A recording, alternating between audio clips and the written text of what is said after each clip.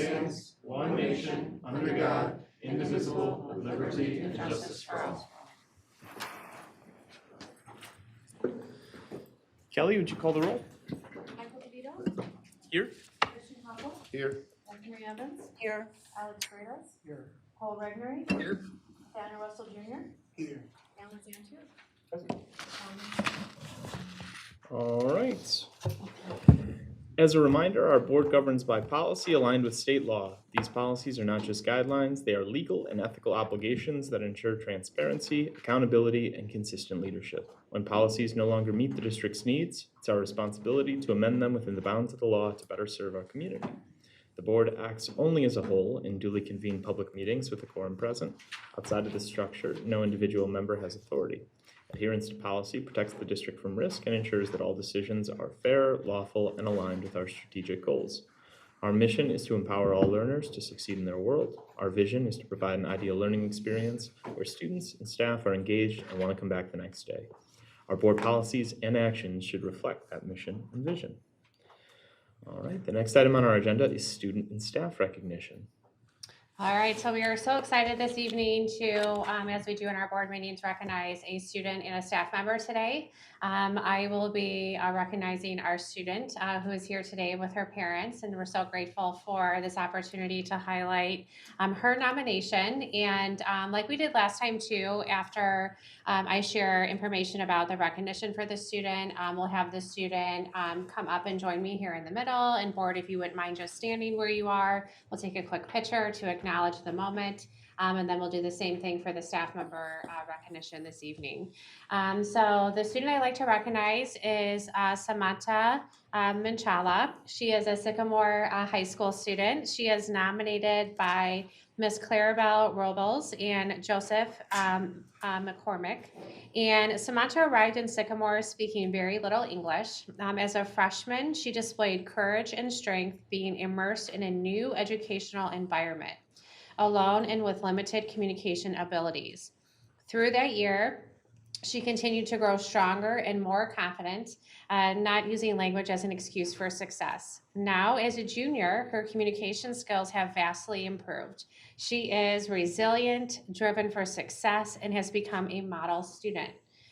Her dedication and persistence for educational success are reflective of the very early Sycamore Swedish settlers who, before anything, established a school and made it open to all Sycamore residents. Watching Samantha bridge the gap between two languages while maintaining her academic momentum has been truly inspiring. Over the past 3 years, her academic journey has reflected a remarkable dedication to developing her English comprehension skills alongside excelling in a challenging high school curriculum. I am proud to say that she embodies the resilience and intellectual curiosity we hope to see in every student. Congratulations, Samantha. So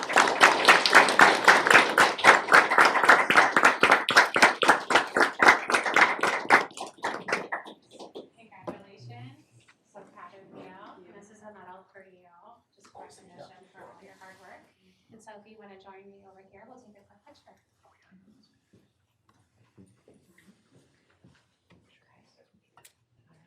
Okay, ready? Yep. 1, 2, 3.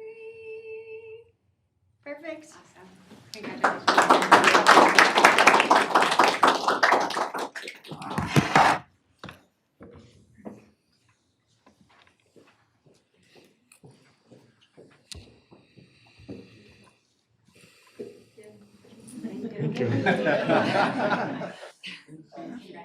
See you later. I've always wanted an open mic to talk about Kevin Boltz, and now I have this opportunity. The teacher we want to recognize tonight is Kevin Boltz, a teacher at Sycamore Middle School. Congratulations to Kevin Boltz, teacher at Sycamore Middle School, on being named a 2026 Metadata Center Community Action Grant recipient. Through this competitive grant, Meta supports projects that strengthen communities and expand opportunities in STEAM education across DeKalb County. Mr. Boltz will use the grant to modernize learning spaces at Sycamore Middle School by enhancing tools, equipment, and technology, helping better prepare students for future technical careers. This recognition reflects his commitment to innovative instruction and meaningful career-connected learning experiences for students. Kevin has chased down just about every grant there is. Name a grant, and Kevin has gone after it. All to give our students more and more opportunities in his time here. And it's not just him, it's his team too. And Kevin would be the first to say that. But he has taken a learning space that was nothing but computers to learn hands-on skills. And he eliminated all computers used in that capacity to give students hands-on opportunities over the years he's been here. And if you remember what that space looked like and see it now, it's amazing that middle school students have that opportunity, and that's a credit to Kevin and his team. So please join me in congratulating Kevin on this grant and everything else.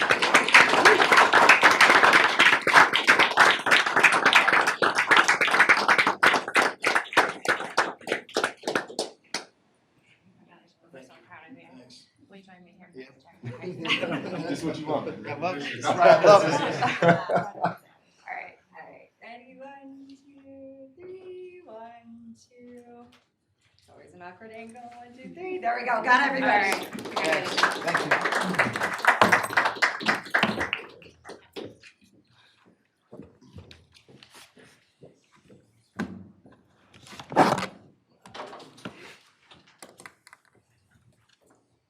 All right. Well, that was wonderful. Thank you very much. Always great to start this off this way, and appreciate you guys putting this together. So I want a big thank you to Kevin for taking that initiative. Really, I'm excited about that. I mean, that is a big grant, so it is amazing. So wonderful.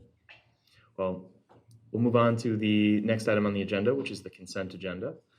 So on the consent agenda, the recommended action is for a motion to approve the consent agenda as presented, items 4.01 through 4.08.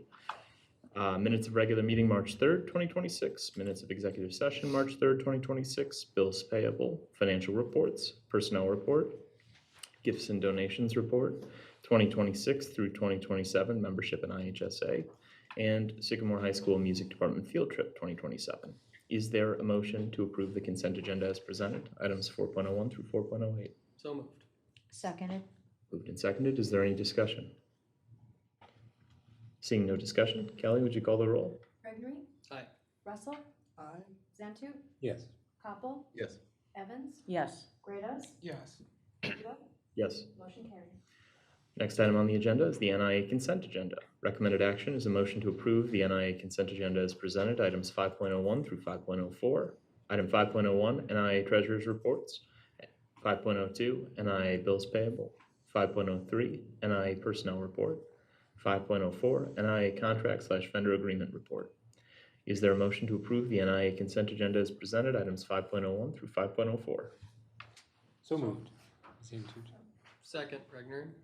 Moved and seconded. Is there any discussion? Seeing no discussion, Kelly, would you call the roll? Russell? Yes. Zantu? Yes. Koppel? Yes. Evans? Yes. Grados? Yes. Regnery? Aye. DeVito? Yes. Motion carried. Next item on the agenda is audience to visitors. Good evening. Welcome to the regular meeting of the Sycamore Community Unit School District 427 Board of Education. Guided by Board Policy 2230 and the Illinois Open Meetings Act, this is a business meeting held in public. The 7 of us seated here are your neighbors, volunteers, entrusted by you to care for our schools, and we are truly grateful that you've chosen to spend a portion of your evening with us. To balance participation with the board's agenda, we've reserved up to 30 minutes for public comment. Each speaker is kindly asked to limit remarks to 3 minutes. Unused time may not be transferred to another person. Any extension requires a majority vote of the board. When you are recognized, please approach the podium, state your name, and share your thoughts. The board will listen without debate this evening. Questions or concerns when called for will be routed through the appropriate administrative channels for follow-up consistent with our chain of command procedures. If you'd like to speak, please raise your hand, wait to be called. Thank you for lending your voice and helping us model effective self-government for our students. Kevin Bolts, 405 East Better Place. First off, the meta grant that I got, and I couldn't be here, our department couldn't be here. What we have in our buildings across the district couldn't be here without the support and the grant fundings that we have. And Meta's been extremely supportive. $24,000 2 years ago, $25,000 this year that's going across elementary schools, middle schools, and high schools So publicly thanking them for their support for their education and their monetary needs for both, not only for us, but for everybody in DeKalb County. But I need to also acknowledge SEF. The Sycamore Education Foundation's been above and beyond supportive of our program in various points of, we have new robotics, we have pen lays. Our very first grant 10 years ago, which still is actually working, is our hand tool, power tool wall, that all hand power battery operated drills, saws, impact drivers, brad nailers that we're still using today was supported by SEF. So again, thanks to SEF, the community members that support SEF events, and everybody else that has supported those grants through the foundation and going to their events, because they not only met it, but also our community is also supporting our program. We really, really appreciate that. So I just want to acknowledge that. Thank you very much. Appreciate you. Would anyone else in the audience like to address the board? Seeing no one, we'll move forward to our next item on the agenda, which is consideration for board approval. The consideration to approve the Sycamore Education Association proposed contract. Are there any motions at this point in time?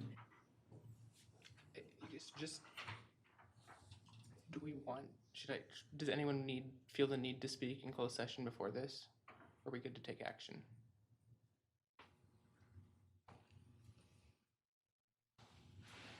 Should we do a close? I'm not. I just need to know if I should read the exemptions for that or not. We all good? Yeah. Okay. I think we're, unless if you have something, Michael. No? I'm good. All right. So is there a motion then for this item? I move to approve the Sycamore Education Association's agreement through FY28. Second. Moved and seconded. I moved to approve the association's agreement through FY28, so fiscal year 2028. It's moved and seconded. Any discussion? Yeah, I would just like to note for the record that I was not involved in the negotiations on the negotiations team. My wife is a member of the SEA, so she will be affected by the collective bargaining agreement. Any other discussion? I'd like to thank the negotiations team, the SEA, and especially Christian and Michael, who donated an immense amount of their time through this process, and it was very collaborative and efficient. We were able to complete this 3 months ahead of schedule, and it's a testament to your extensive groundwork and that the board took, and your work operationally. It's my word for the day. Your work taking care of the board's wishes and meeting with the SEA, and I appreciate the unison that we had this round of negotiations. I think it's something that hopefully has set the blueprint for collaborative negotiations going forward. And it sounds like we do have a plan to continue this collaborative momentum. Thanks, Alex. Thank you. It's nice. Yes, thank you guys. You did a lot of work and it's really good. It's really good. Everything that was done with the insurance and everything. Really top-notch work that you did. And you deserve to be, congratulated for that. Team effort. Everyone was in. I mean, we had a lot of people, a lot of cooks involved on the union's part. A lot of work and a lot of diligence went in on the admin side. Nick and Nicole, building leadership team, a lot of their feedback and information. I mean, they did the lion's share of this work. With the union group, and I'm really excited about this agreement. So. Any other comments before we take a vote? I have some final comments after the vote, but we had a workshop before this talking about what success looks like, and this has been very successful, I think, for all, and a lot of just really learning and working with each other, all the parties involved, understanding each other's perspectives, what we can or cannot do, trying to maximize that, so that everybody is successful and gets what as best as we can as a district and a community. And I think this is really reflective of that. A lot of hard work by all that were involved, and a lot of good success. So yeah, great job to everyone involved. Yeah, I second that. I came in to tell in, joining the board, but it seems like communication's been very professional, reciprocated on both ends. It's a good time for us to be a part of District 427. It just really is, whether you're a new parent, for your child to be going to our program, whatever the case is, we have community engagement and understanding with our leadership, with our board, and our unions. We're doing a lot of great things outside of the contract, and we hope that the contract agreement is a testament to how we can build forward. So I want to recognize our educators. I know we're recognizing our leaders. Kudos to our teachers, our admin involved who are doing the work, keeping our children safe, teaching our children a better way of doing things. We understand we're living in tough times, whether we recognize it or not. But we definitely thank all the teachers who couldn't be here and our leaders here today. Please pass that on. Just how much the board appreciates the work they do, and we hope this agreement could add to that. Hear, hear. Any other comments before we take a vote? All right, Kelly, would you call the roll? Santu, Yes. Copple, Yes. Evans, Yes. Grados, Yes. Regnery, Yes. Russell, Yes. DeVito, Yes. motion carried. Well, tonight's vote reflects our shared commitment to empowering all learners to succeed in their world. This agreement was reached through a collaborative effort focused entirely on our students' success. We're preparing for a significant transition as a large wave of veteran staff members retire over the next 2 years as planned. This contract establishes Sycamore as a destination district, ensuring we can recruit the best educators necessary to provide a high-quality education. We continue to honor our commitment to students, staff, and our stakeholders following the recent levy, balancing fiscal responsibility with our goal of becoming an exemplary district. Our students deserve the best, and we will settle for nothing less. Thank you to everyone involved with this process.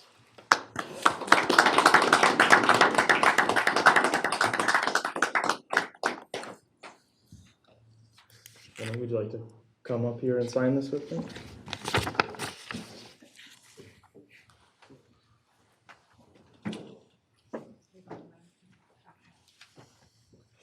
You're gonna come over.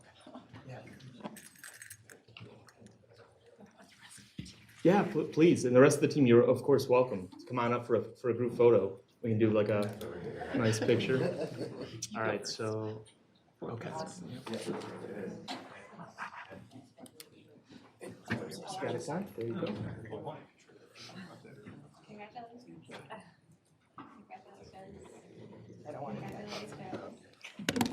It's more years of prosperity. It'll be great. All right, everyone can get as close as possible. Perfect. Ready, 1, 2, 3, 1, 2, 3, great, thank you. Thanks, guys. Do I need to sign that? There's a, I don't think so. No? I don't know, maybe later. Yeah, there might be another one. Okay. Yeah.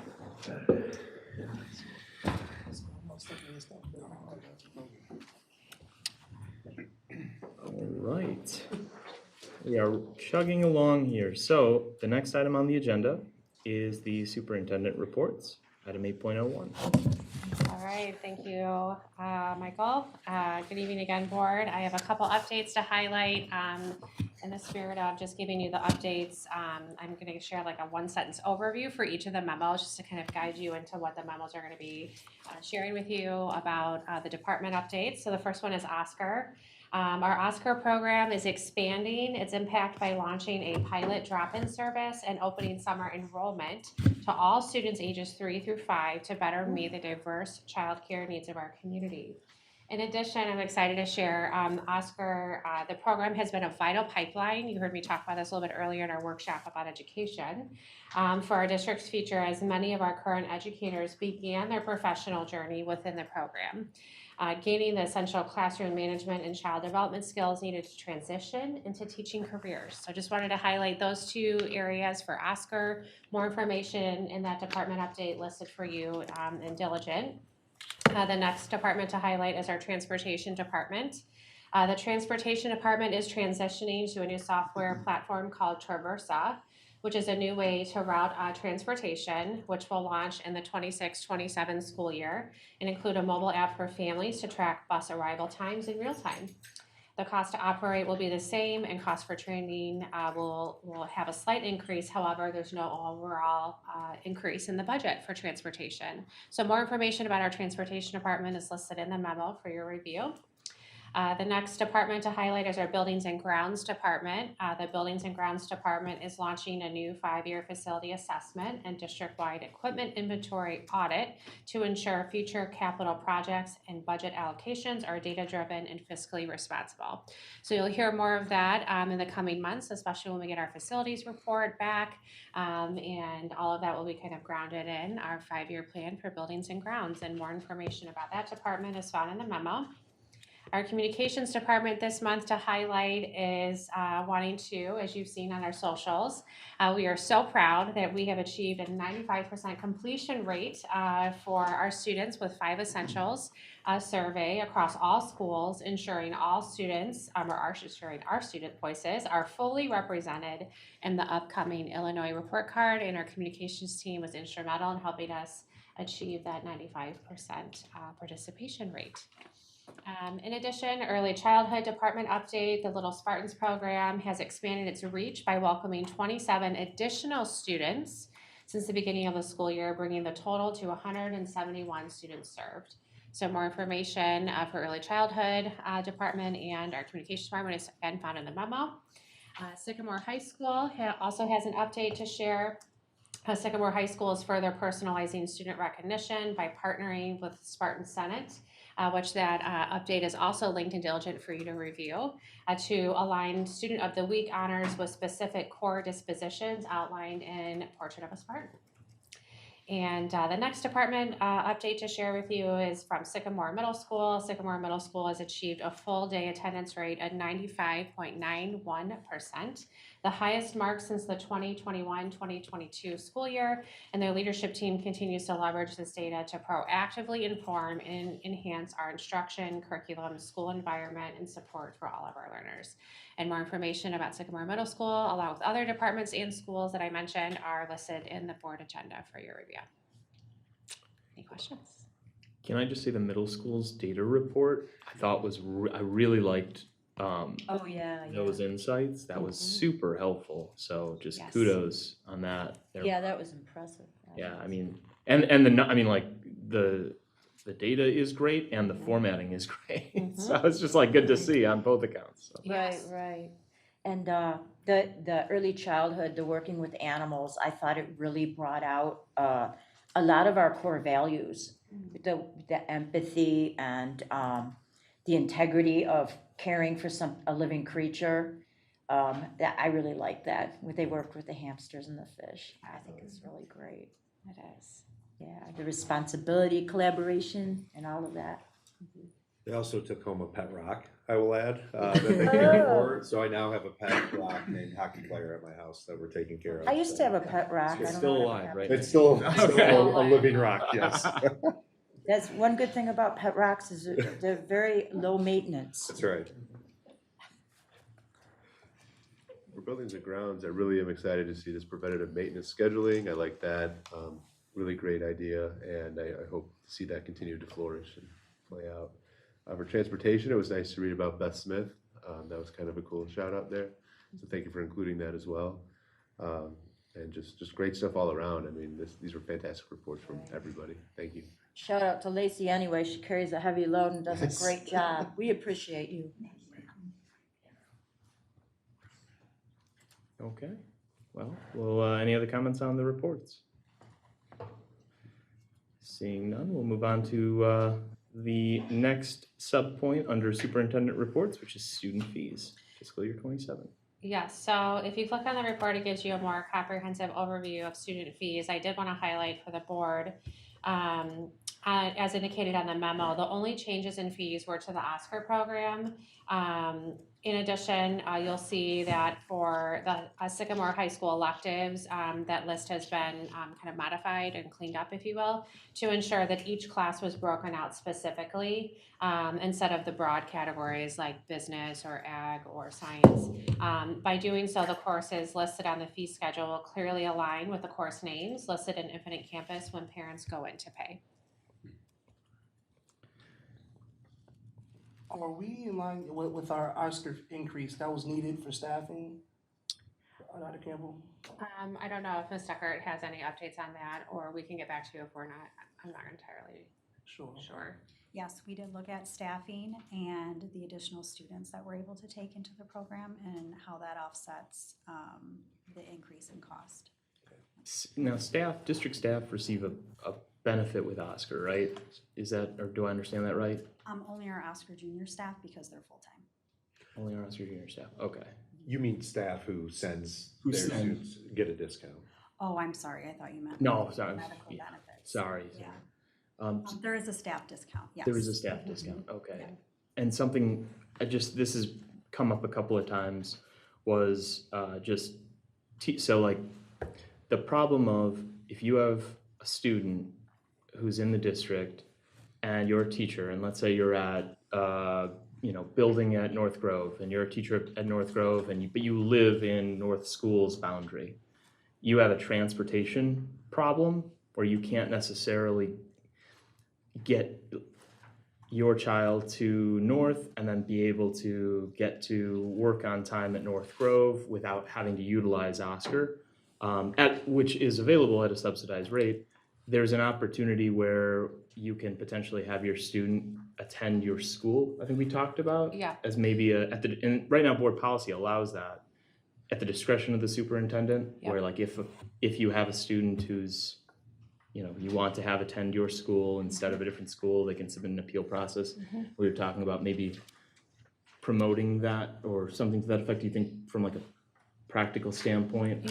Yeah, I appreciate you raising that. We do have an administrative procedures meeting coming up this week, and part of that, as you know, is looking at board policy, and the administrative procedures is like actionizing essentially the board policy. So that definitely will be something we can talk about, what that looks like on a practical level.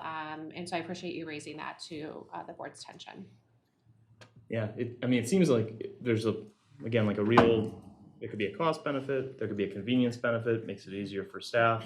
So, yeah, great. Love to hear more about that. So we're piloting the drop-in service for Oscar.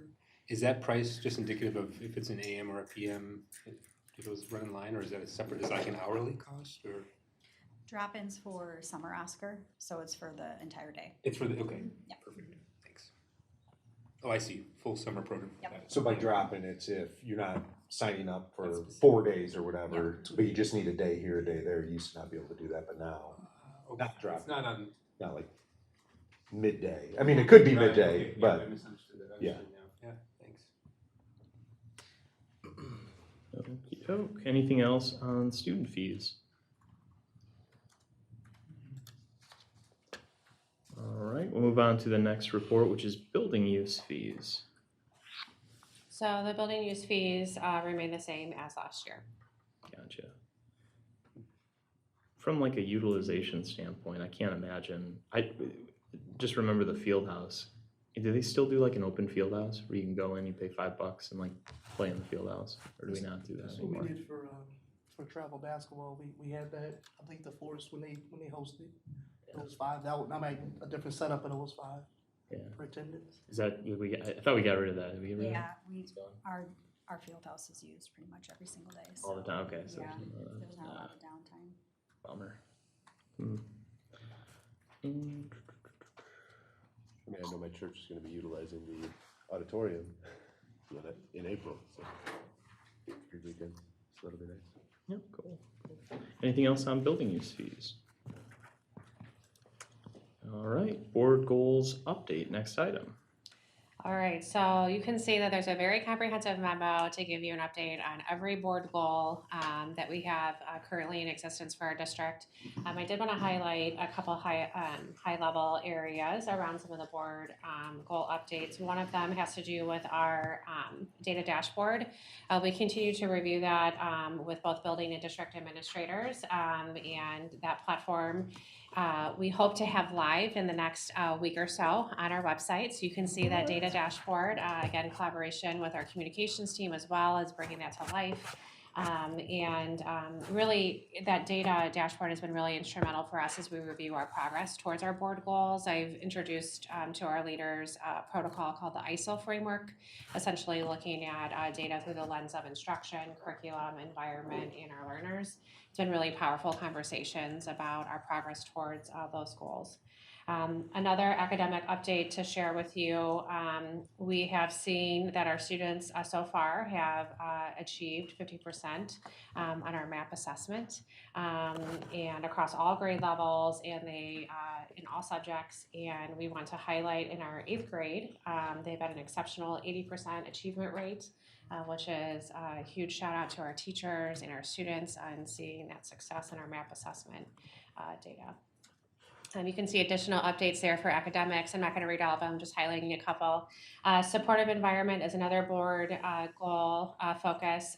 We know our social emotional learning committee is conducting a final SABRE screening and a May pilot. To evaluate during that time, they're going to come together to evaluate the tool's effectiveness in ensuring our students feel safe and supported, and continue to evaluate if this is something we want to pursue moving forward. We are in a pilot year, as you all have discussed before. So to give you that update. In addition, you heard me talk about this in the board workshop with career pathways. Our new education pathway is seeing a strong initial interest with 13 students already enrolled in the required dual credit introduction to education and special education courses for the upcoming term.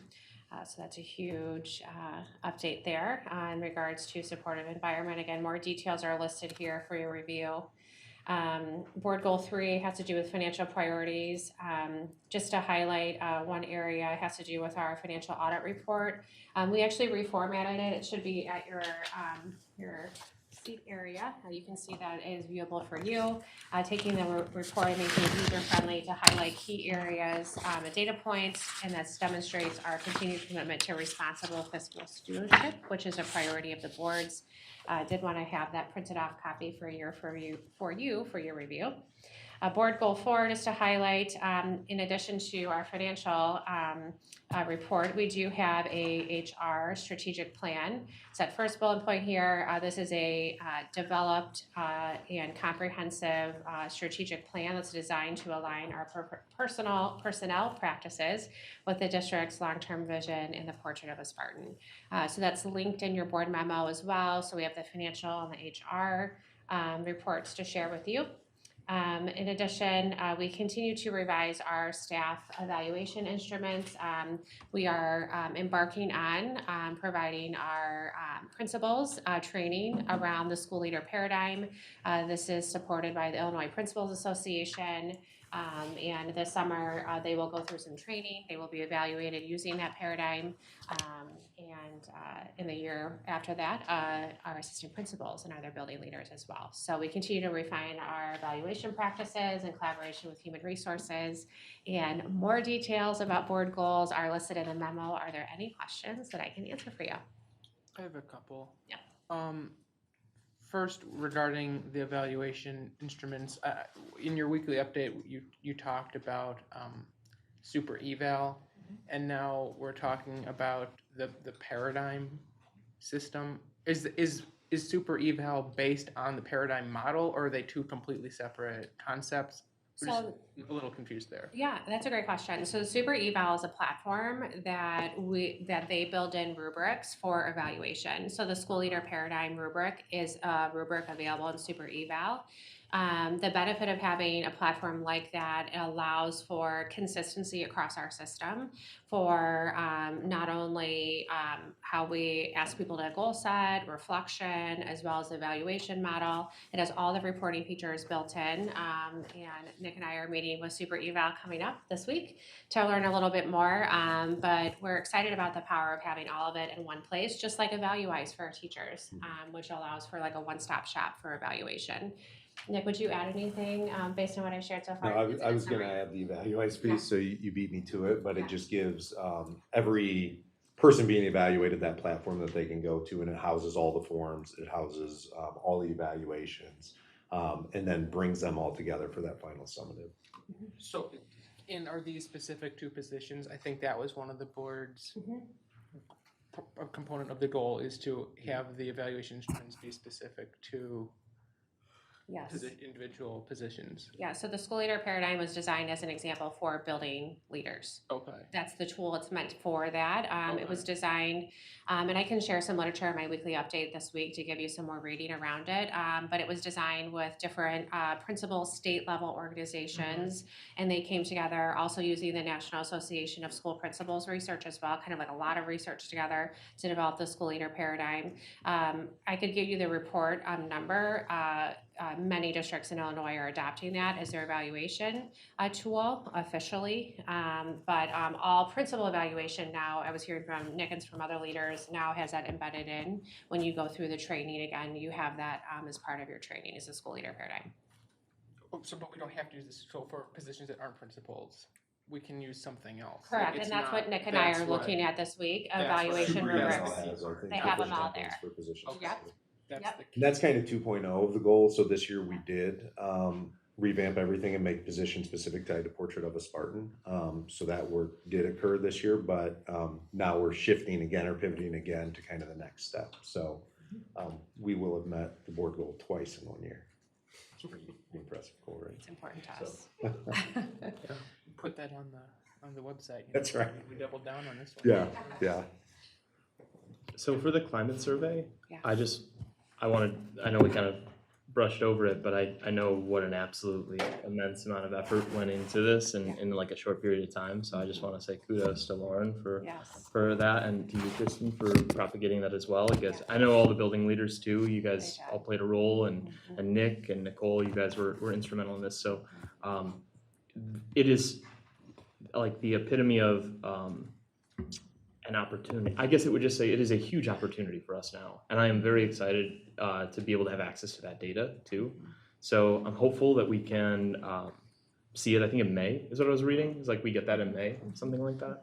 So and I know it's utilized at the building level. I'm curious. I'm sure there's some, maybe there's a community facing piece, or maybe it's just board level, but being able to at least minimally come back to it in May to be able to let that give us some insights as we look forward. So that's great.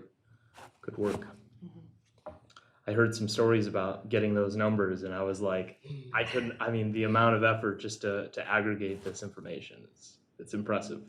So Now that we've got the numbers, it's really important that we take the data and do right by it, right? Yeah. As parents, we send so much information home with our students, so we need to take this information and do right with it when we get it. So get ready for that work in May. oh yeah. It creates a lot of opportunity as we're working towards goal setting. We can look reflective back of where we are today and the goals that we have, what makes sense in the future, based upon how we're doing on these goals. But then also that survey data can be really helpful for us to understand maybe gaps or areas of celebration or areas that we need to provide more focus or intention. So I appreciate the update. I think there's a lot of really good stuff in here. And especially as we look forward, getting a little bit more information from the survey and kind of building on another set of goals as we move. I had another question about the Sabres. I've seen some concern and heard some concern about the storage of the data from that and what all that survey entails, and then where the data is being captured and who has access to it. Could you give a little insight into that, or whoever's worked with Sabres? That would. So that's something we could definitely follow up, and I can put that in the board weekly memo because I don't have the answers offhand to be able to say where it's stored. So those are good questions, but again, we're in pilot year, and parents have an option to opt out if they don't want their child to take it. Absolutely, absolutely. And we're not sending the data to the state or anything like that. No. Right. No. Okay, that was just something I just want to make sure. Yeah. We get that cleared up. Perfect. Okey-doke. Anything else on superintendent reports? No, thank you very much. You're welcome. All right, so board reports, 9.01, a FOIA report. There were some FOIAs. We answered them. Good things. Anything on FOIAs? Good job, FOIA team. It's all the FOIA person. Item 9.02, teaching and learning update. Yeah, you may have seen the memo It's kind of an overview prior to the minutes that will come out once approved at the next LTC meeting. It was a good meeting. We had a lot of good discussion. Dr. Campbell talked about one of the topics that we talked about, which was assessment data review from the winter session. The map data looks really strong, especially in middle school, like you said. Kudos to them, but everybody as a whole, and really on track to meet that goal, as we just talked about. And then maybe the majority of the time was spent focused on the ELA pilot and recommendations or suggestions from the pilot teams as far as which curricula they preferred and would like to move forward with potentially. And so there's more discussions to come at a joint meeting on April 14th, I think. Well, there'll be just more discussions, but as a whole, as we discussed, I think at a prior meeting, the K through 5 teams are really amplified about Amplify, that was pretty good. I shouldn't tell jokes. Amplify CKLA, the middle school, and that was on the fly and bad. Middle school and high school pilot teams both chose the Sabas My Perspectives, and so a lot of discussions surrounding that. Primarily on this is a big shift for teachers, a lot of focus on the professional development and support that we're going to offer them. More of that discussion to come, as well as some of the financials and what this all looks like as a full package, both from the curricula standpoint and the financial standpoint, coming to those next meetings. There weren't any recommended actions, so nothing for us to discuss today. Great. Exciting stuff. Thanks, Alan. No more jokes, I promise. Business Service Committee update, policy, PTAC. As Alan mentioned, we've got a 4/14 date for the business services and LTC, and we're doing committee of the whole that day as well. So it'll be a big comprehensive meeting about financial and staffing trajectory of the district. It'll be great. You should not miss it. You should come, and hope you're there. Yeah, a lot of build up to this joint meeting, so exciting stuff. Okay. Policy, anything? No. Parent teacher advisory and behavioral intervention? Nothing, but if I may use this time just to Please. just let the board know, because I'm also a part of North Grove School Association as a liaison. They're not listed here, but June 27th to June 28th, they're going to have Summerfest. It's a schoolhouse, that's a museum, that's a national, recognized museum, but it is a great historical site. It's great to come by. If you ever have any interest, feel free to contact me and I can get you in touch with them or take you out for a tour. It's on Brickville Road. Yeah, I went last year, it was great. It's great to And see they were selling a lot of baked goods there, a lot of the teachers that, were off for the summer. And I got some really good baked goods when I went, at a really low price. Board representative updates. There was a Spartan Senate update. You guys all had an opportunity to watch it. It's embedded in the memo too. Good things. And then Advocacy Day update. Alex, what you got? Sure. So on Thursday, March 24th, I represented the board and the district at Advocacy Day down in Springfield. It was a day of meeting with legislators, state legislators, as well as a morning sort of breakfast with legislators as well. Some came and gave presentations. Those who came were Deputy Governor for Education, Martin Torres. He talked about the current gubernatorial administration's focus on funding EBF. However, I would just note that instead of the $350 million increase that is typical and what the legislation intended, we're getting $305 million, so $45 million short this year. Then Senate President Don Harmon came in and he stressed a quote that stuck with me: "Decisions are made by the people who show up." So it's important to communicate and attend events if you have thoughts, and it's important to communicate your concerns regarding education or state policy to your state reps. That was sort of the theme of his presentation speech. We talked about the Tier 2 pension crisis. It is perhaps not an exaggeration at this point because, I mean, I could give an hour-long speech on Tier 2 pensions, and I'll refrain from doing that now, but essentially, we're coming to a point where actuaries might determine that Tier 2 pension recipients will receive less than an equivalent employee with an equivalent salary would receive from Social Security. And at that point, the district will immediately have to start paying 6.2% into Social Security. So there's currently legislation working around mitigating that, namely just increasing the pension so we don't have that safe harbor is what it's called violation, but that's sometimes easier said than done.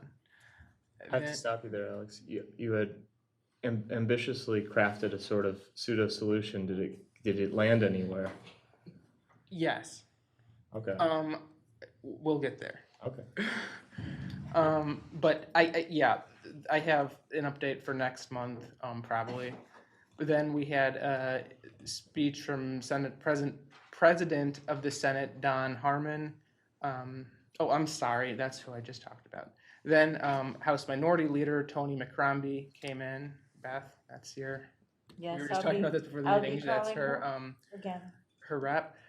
She talked about MCAT reimbursements and how the proration, how the state funding hasn't kept up with the increase in costs. So as the state has reimbursed less and less as a percentage of our costs for mandated programming, namely transportation for special ed, right? And is that the main one? Sped transportation? Special transportation, regular Yeah. transportation. And then we heard from House Leader Jay Hoffman, who also talked about pensions. And he has some legislation that he has proposed that he thinks will alleviate the Tier 2 crisis, which would increase the funding towards the pensions, so pensions would get bigger, as well as instead of a 67 year retirement, it would decrease to, I believe, 63 or 65. There was just concern from a lot of the attendees of this meeting that 67 is a lot to ask, especially for like a kindergarten teacher or a special ed teacher. That's getting up there, and that's just a lot to ask physically and mentally for someone. So potentially bringing down that retirement age is something that the legislature is currently looking at. And then we had a presentation from Education Committee Chairs Michelle Mussman and Senator Meg Loughran Capel. And they talked about just this is a tough year in terms of finances.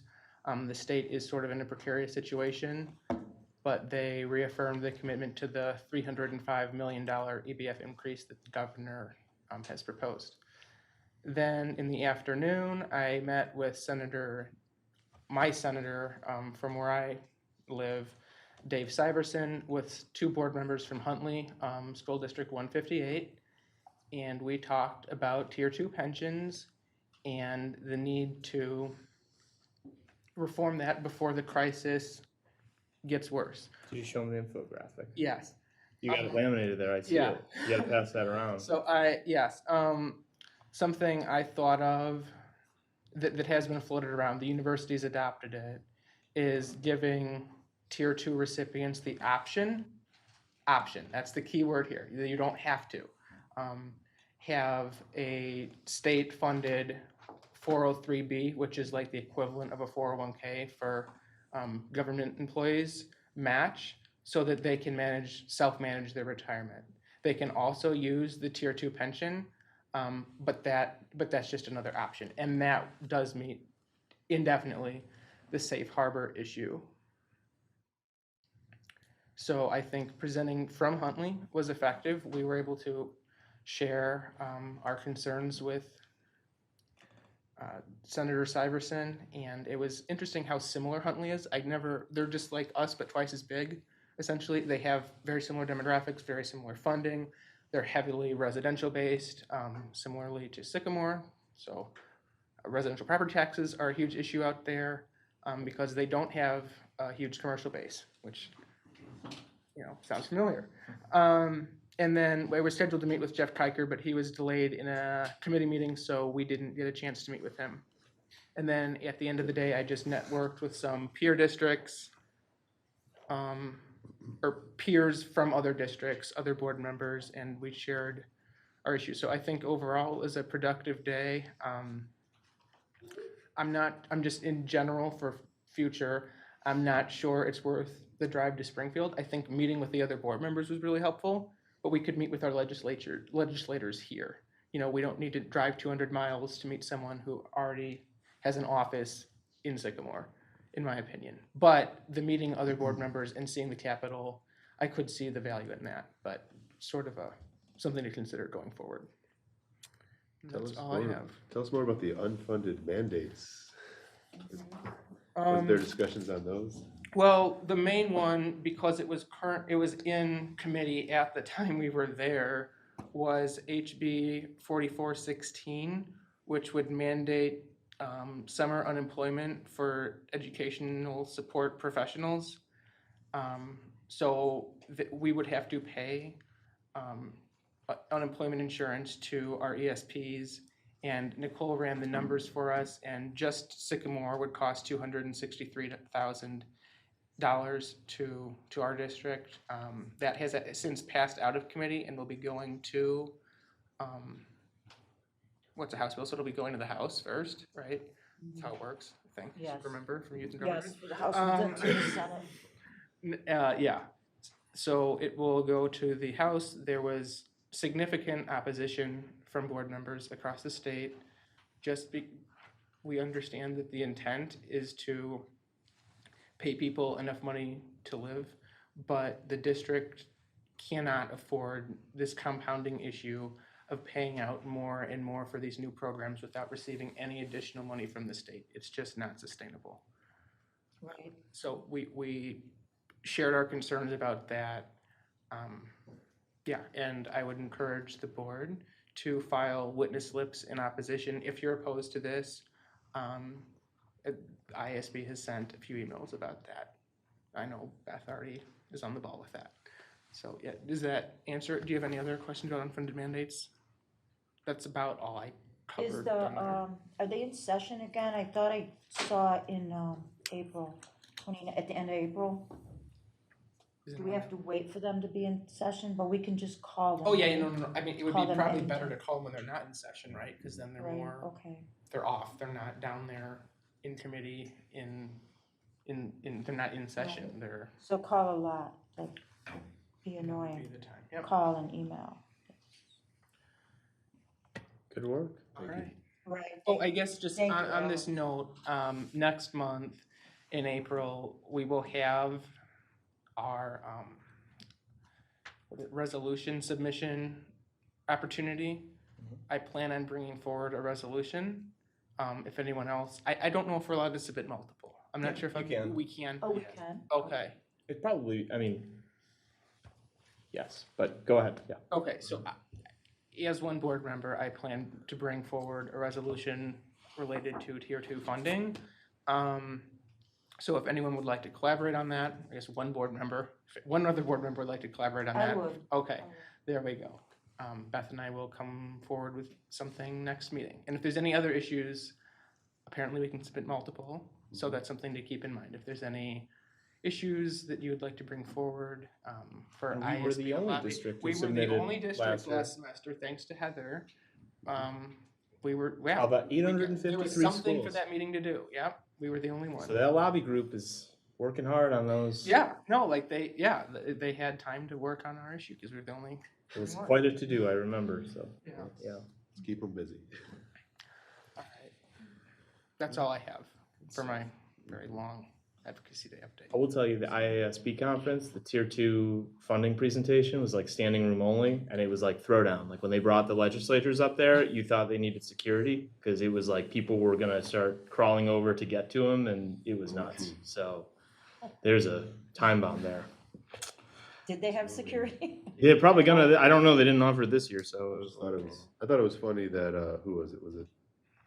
Was it Hoffman or Harmon that noted, that like, it's not, oh no, I think it was Tony that you talked to, basically, who said like, it's not going to really continue to be talked about unless you keep pushing the issue, so. Right, um, right. I That's guess what- there's no sense of urgency down in Yeah, Springfield. that's what Because Senators, it just falls on the local. No, that's what I'm saying, you gotta districts, call right, their, like, really call their office, like, really because pensions aren't, email, call. they're a hard issue to deal with, and they're also not that popular with constituents, I'd say. It's not that controversial. It should, the general consensus would be the teachers are entitled to what they're entitled to, but there's other more politicized issues that seem to take precedence, which is unfortunate, because the real work that needs to be done sometimes is. Well, the problem is too, the state should be paying unemployment, not the district, so. All right, well, good stuff. All right, we'll move on to anything else on board reports. Anything else anyone would like to report? Okey-doke. Next month, I'll just send out, like, we do in April, like the committee assignments. I don't expect a lot of change, but if you guys have any feedback for me, I've already talked to a few board members interested in just some assignments, emphasis, BSc, behavioral intervention, PTAC. I don't intend to make changes unless you request the change, so just keep me posted if you want to do that. And then at the April meeting, I'll bring with what I propose we have for appointments, so think about that. Okay. Old business. Consideration to approve revisions to policies 310, 350, 5220, 6210, 480, 640. This is for second reading, so we've already seen this now.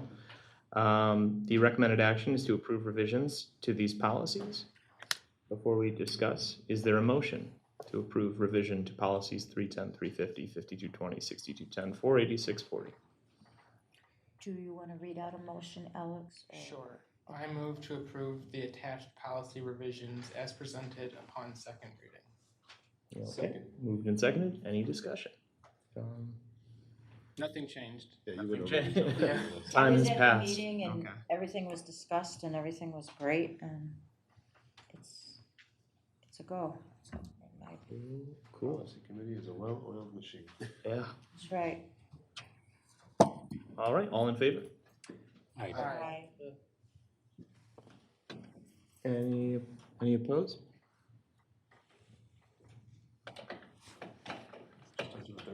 Oh, okay. Yeah. All right, motion passes. Next item on the agenda is the review of the Lauterbach and Ammon internal control.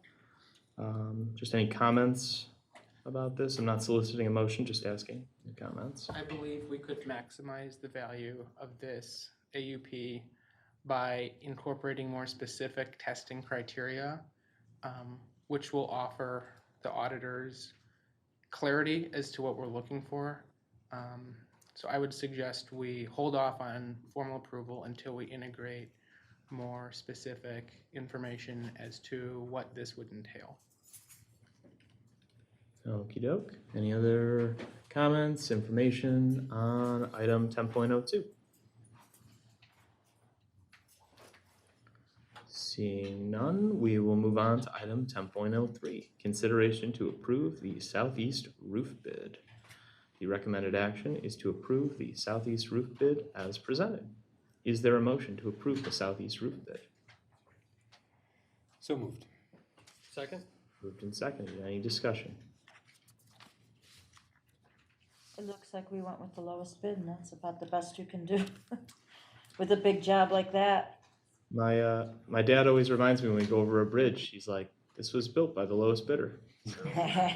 It's a reassuring sentiment. So, anything else? Is this the project that we're applying the facilities maintenance grant to?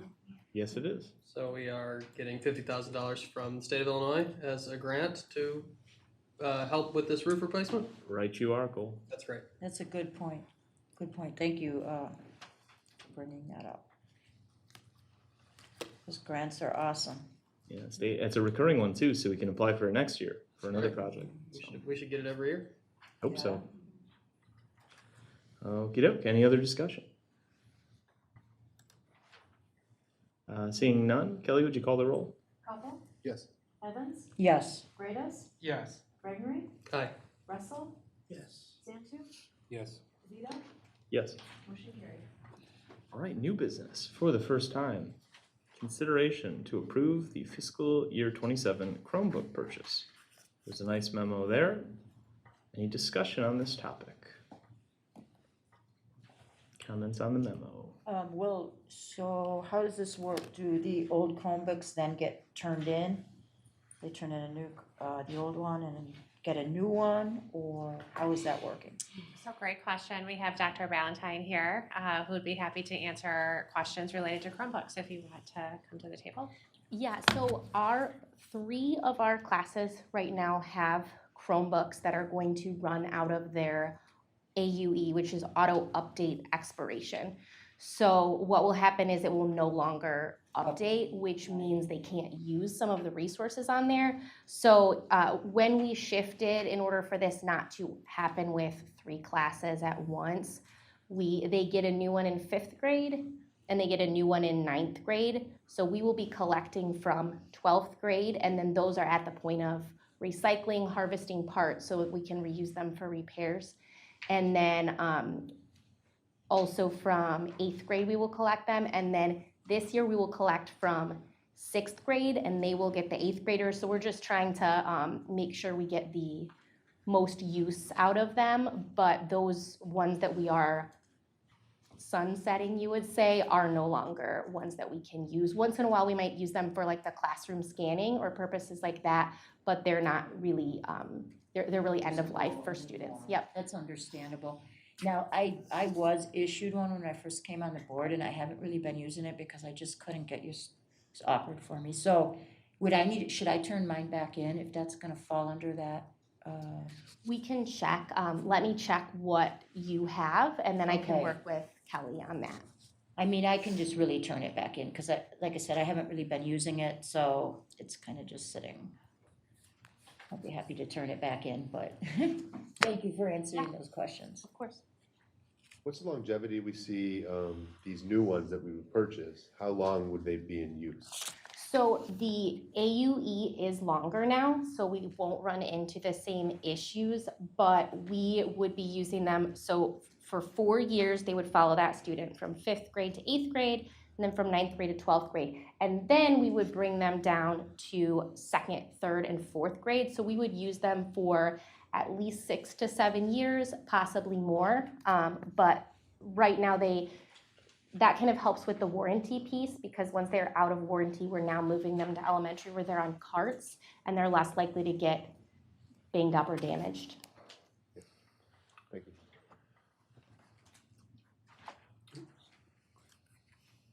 Oh, I don't have Oh, it it. looked like you were gonna say something. Nope.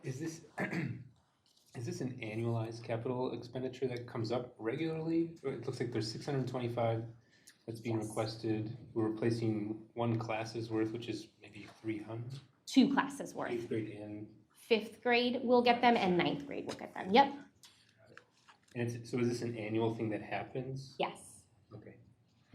And then the warranty, I think I read, would we charge parents if something happens to the device? So Trying to understand the to difference offset the cost of the warranty, families have 2 different options. They can purchase a accidental device, their own, I don't know that we call it accidental device protection plan, but a protection plan, so that if something happens, they would not be charged.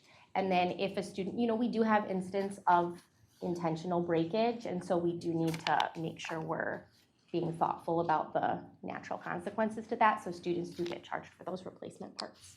Okay, so the total expense to the district maybe is less than the roughly Correct. 300,000. And I don't have those exact numbers on how much money we get from those fees and from the protection plan, but we'd be able to get that to you if you needed it. I saw the estimate of the increase of 20% over the next 5 months or so, or something along those lines. Is that, I That seems really high. Is that really something that's happening? Yeah, so there is a global chip shortage, and there's also significant price increases with RAM. The other issue to consider is that we would potentially not receive the Chromebooks on time because they do have to be manufactured if we don't purchase in a timely manner. AI and RAM, yeah. I'm really glad I did it my PC last year. So the insurance, the accidental damage protection. I was just noodling around and it was like, it seemed like it runs like 70 to 90 bucks a computer. They didn't itemize it on the Xerox quote. Do you know, is that pretty true to cost or is that like? That would be fairly accurate, yes. Then just hypothetically, I know like you got 625 computers, 4 years, you got students using them. How many of these computers make it back to us, like not destroyed? I would have to look and do kind of an analysis on that, on the exact numbers of how many we're sending out for repair, how many we have to repair parts of or fully repair, but there are labor costs to consider with that as well, and whether we need to hire new personnel to do that process, as well as like down the road, if one needs to be fully replaced, we can no longer get the same device, whereas through the warranty, we're able to replace that. But if you'd like, we can look further into. Well, and I'm just thinking like, if the number is less than 25% that get destroyed or damaged, what if we roll the dice and just don't buy the insurance? We've done that with staff Chromebooks because the damage is much more infrequent, and that has been the right decision. With students, again, I don't have exact numbers, but my professional opinion would be it's likely worth it. And I will say most districts I speak to, it's very few that do self-repair. But I can certainly look into it if you'd like me to. So again, just like if a parent buys the insurance, we're passing the cost down to them. But if they don't buy the insurance, they're holding the bill if the child damages the Chromebook. Okay. So, if we didn't buy the insurance, we'd be removing the option for the parent to buy the optional insurance from us. And then Not necessarily, but it's just a matter of how we are repairing the devices, whether we are doing it ourselves and paying for staff to do that and purchasing all of the parts that we need for those repairs and potentially buying a new one if one needs to be fully replaced, or if we're sending them off for warranty. Well, I don't think there's a scenario where we should do the repairs. I didn't know is there an option for us to not buy the insurance and have the company do the repairs and just charge us for it? Do you know if that's something that exists? Like, you know what I mean? Like you can move, I'm just thinking simply, you go to Walmart, they say, hey, do you want to buy the Allstate protection plan for $10 on the $40 item? You're like, you always say no, but it's 25% of the value. It's a bad choice. I don't know if it's different in this case because of the convenience factor or if they just won't service it without us buying the accidental damage protection. So I wonder what maybe you're asking for clarity for our community is what does the warranty cover? When you purchase it as a parent, that additional warranty, what does it cover? What does it not cover? Because to your point, like you wouldn't pay for $10 of insurance for a $40 device, right? Is that kind of what you're indicating? Right, and I'm just saying, like, could we just take the risk and still not do the work on it ourselves and send it out? I don't know that the company we work with does repairs. If I'm correctly understanding what you're asking, like, could we just send the devices that need repairs and be charged for that? Yeah. I can look into that. I don't know that the company that we work with does that, but it could be something we could look into for future years, whether there are options and whether that's been cost effective for other districts. I'm assuming that a lot of our neighboring districts and the bigger districts, they're using the same technology to educate the children, right? We're seeing a lot of growth and benefits to this. I think the board, we're all kind of saying the same thing. We're expecting the same cost at an increase with standards, right?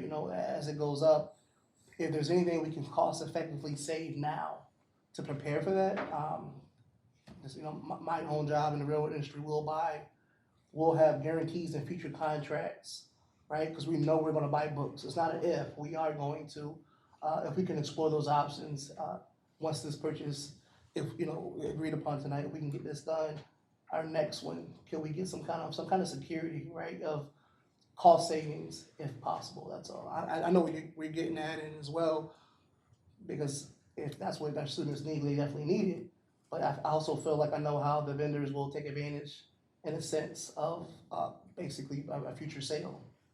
The licensing, the software, the standards of, I forget what you called it, with basically with the updates, you can change that. I'm sure that they may possibly have other districts that have agreed to, well, we'll get another year compared to a district who only got the 4, right? So just exploring some options for future cost savings, that's all.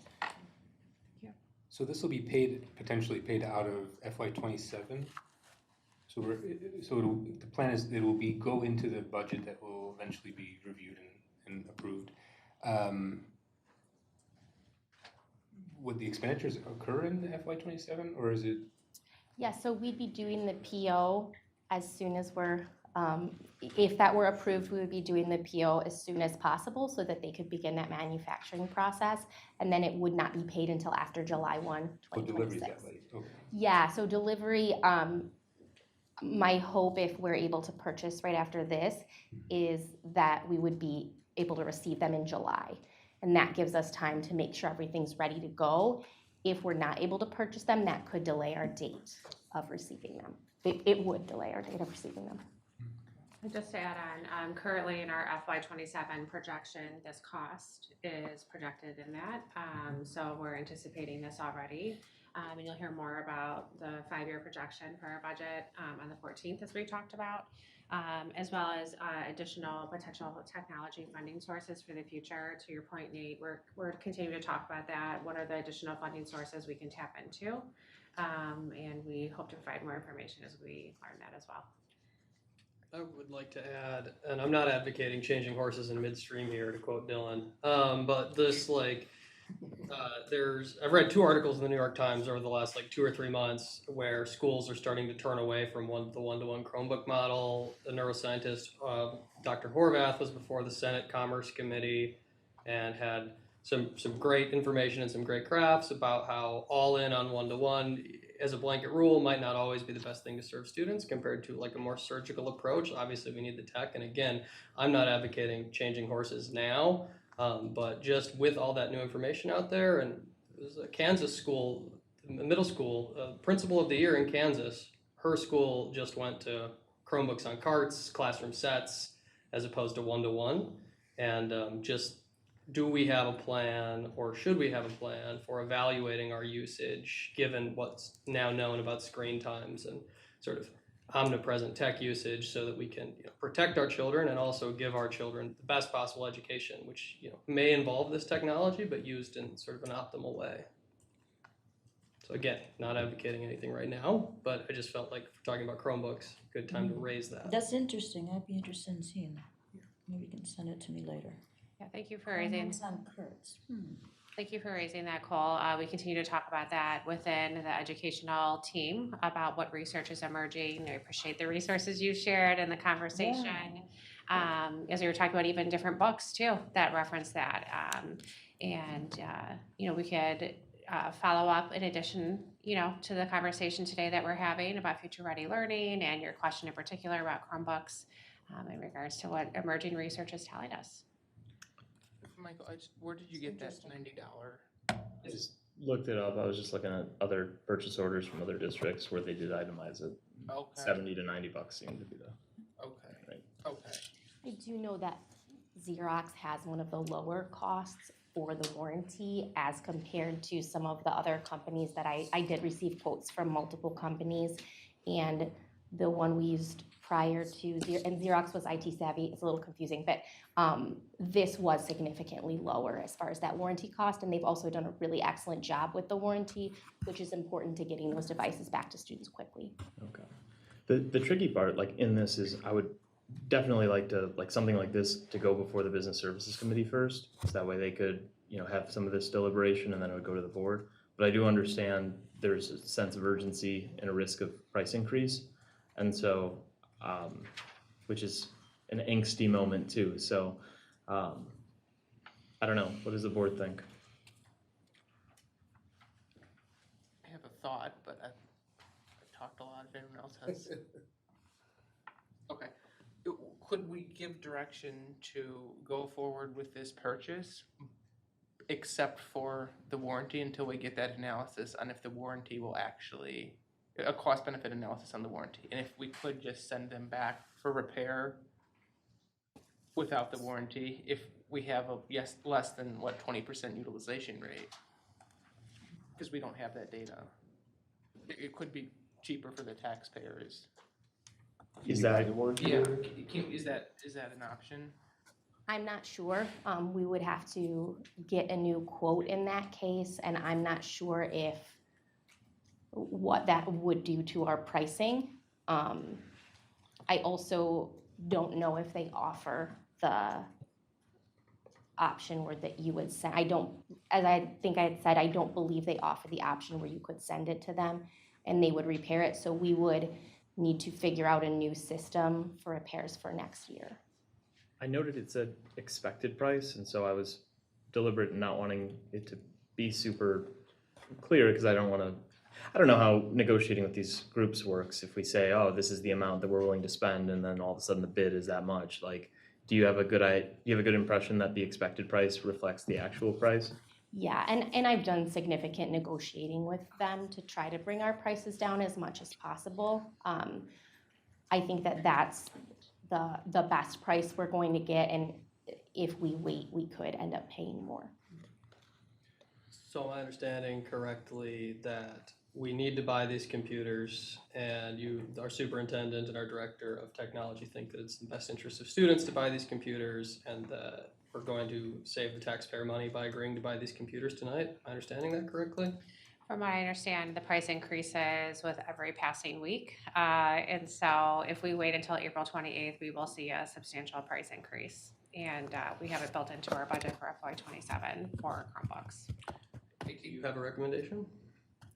I recommend the board move forward on purchasing the Chromebooks for FY27. We will follow up. I took lots of notes with the additional questions that you did ask. I guess, could we go forward with purchasing this with the stipulation that we look into the option for the warranty? I think we could probably do that anyway. I mean, right? There's no motion, correct? No, there's no motion. I would move to authorize the expenditure as presented. There's a motion on the table. Is there a second? I second. Moved and seconded. Any other discussion on this? I think just a little runway next time would be really helpful as we review this. Appreciate all the information, really helpful. So, cool. Well, got Dr. Campbell's blessing, so. All right. Kelly, would you call the roll? Gregory? Aye. Russell? Yes. David? Yes. Papa? Yes. Evans? Yes. Grados? Yes. DeVito? Yes. Okay. Next item on the agenda is the consideration to approve fiscal year 27 wireless access point project update. Same story, different thing. Learned about Wi-Fi 7 recently. Realized I wasn't even on Wi-Fi 6. I'm on like Wi-Fi 2 or something. I don't know. It's dial-up, I guess. I don't know. Stuff moves so fast. I thought we were at 5. I know. So, wow, I'm like Wi-Fi 7. I need this now. Didn't know I needed it. All right. Is there? I guess before we host a motion, is there any discussion on the access points?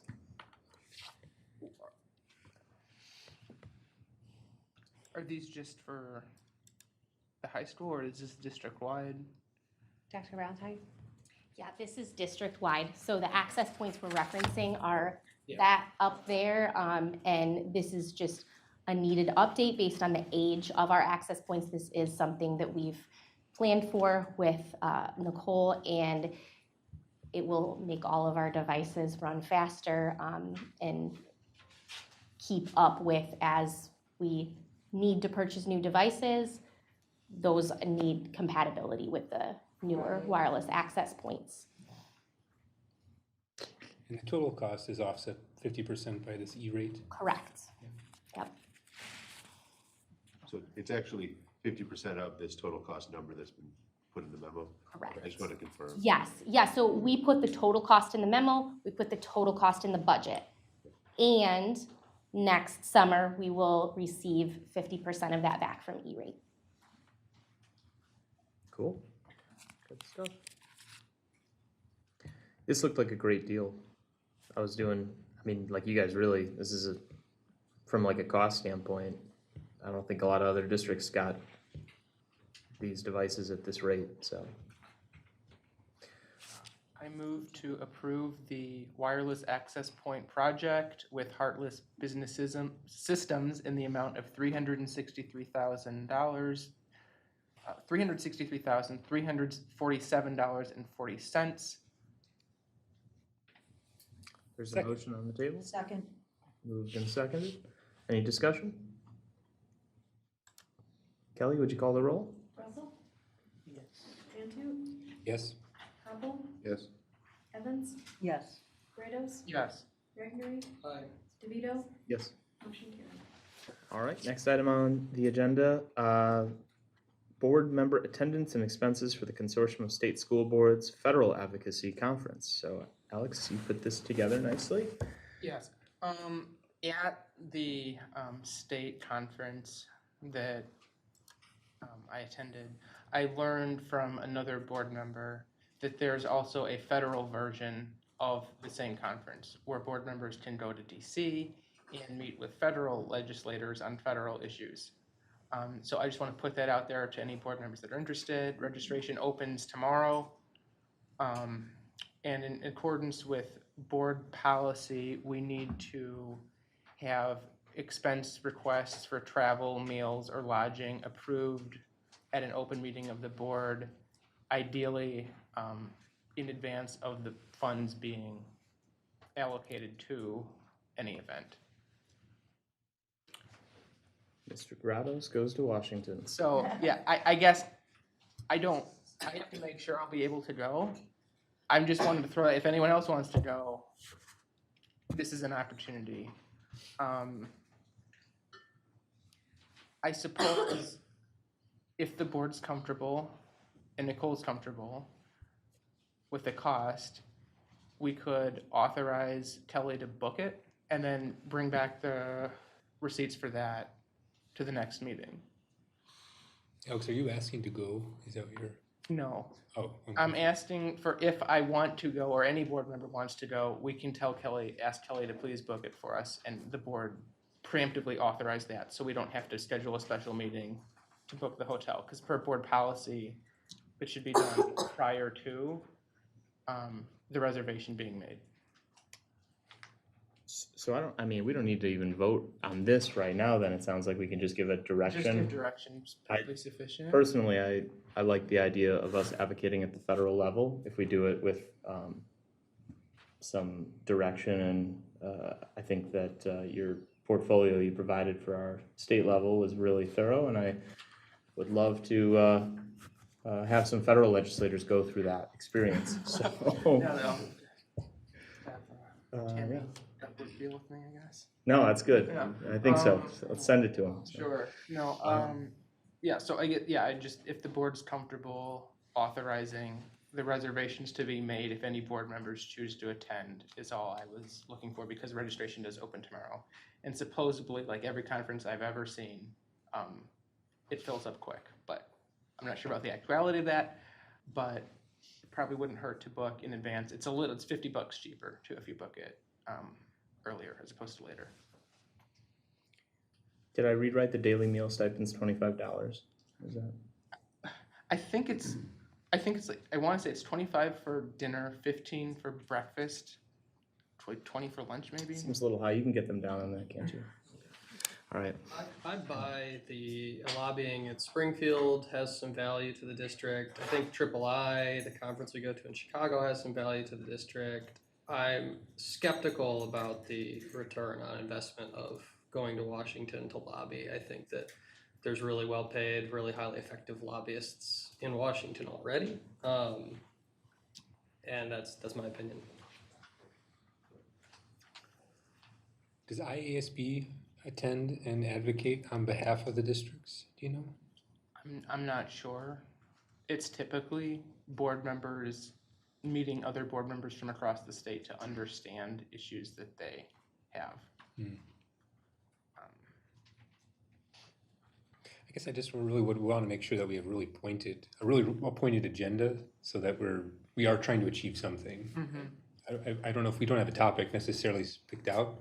It does look like the early bird rate is between tomorrow and July 31st. Just throwing that out there. So if there was interest and there was a really pointed discussion that wanted to be had, could visit that at maybe a later date too. Yeah, this isn't urgent. I just wanted to throw it out there. I mean, two things here. I think of board member development, so maybe not necessarily what we're going to do to them. I don't think I can go to this, just for the record, but so much as I'd love to leave my wife and 2 small children at home for a trip to DC. No, but all kidding aside, the 2120, like board member development, members are provided an equal opportunity to attend state and national meetings designed to familiarize members with public school issues, governance, and legislation. So do have a policy that relates to it. We've never done it before. We've been effective at the state level.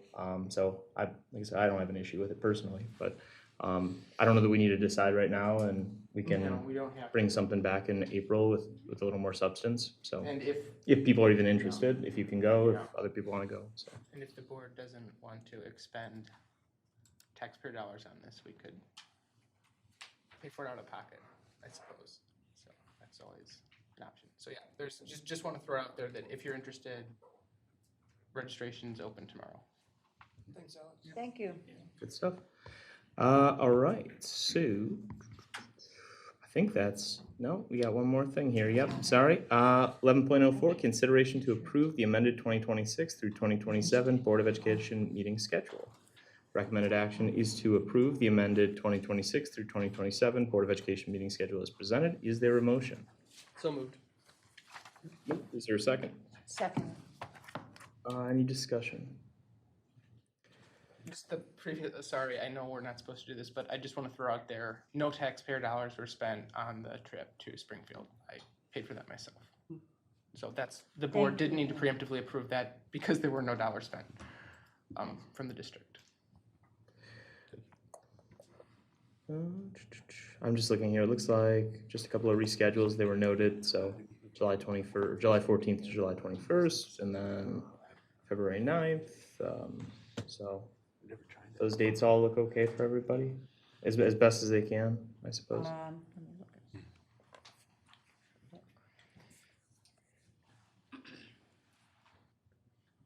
Yeah. Okay.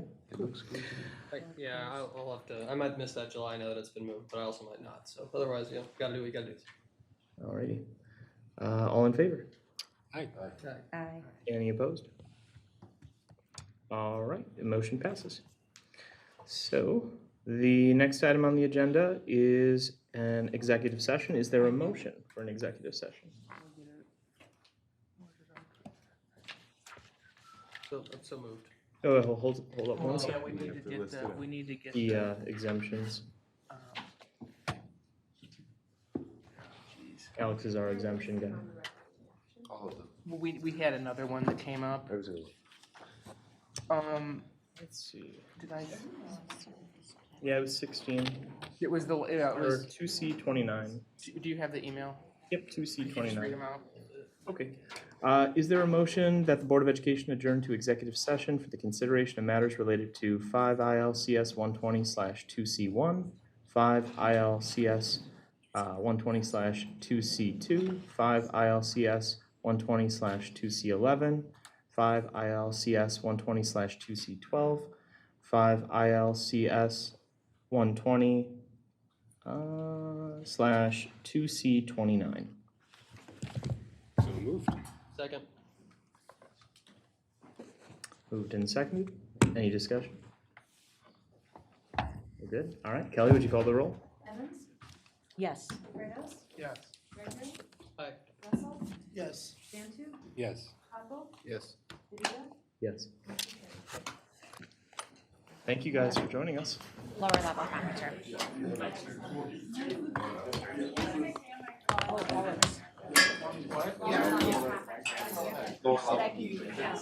Yeah, you can keep it. Yeah, thank you. Figure out who best people to call, unless whoever we know. I mean, I'm sure that's right. You can go Yeah,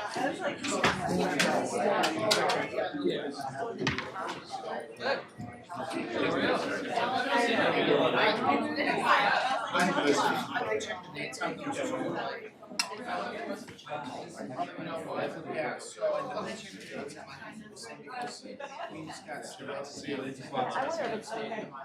I should have asked her. Yeah, so I probably, that's what I wanted to know. Let me get back to you, probably 5%.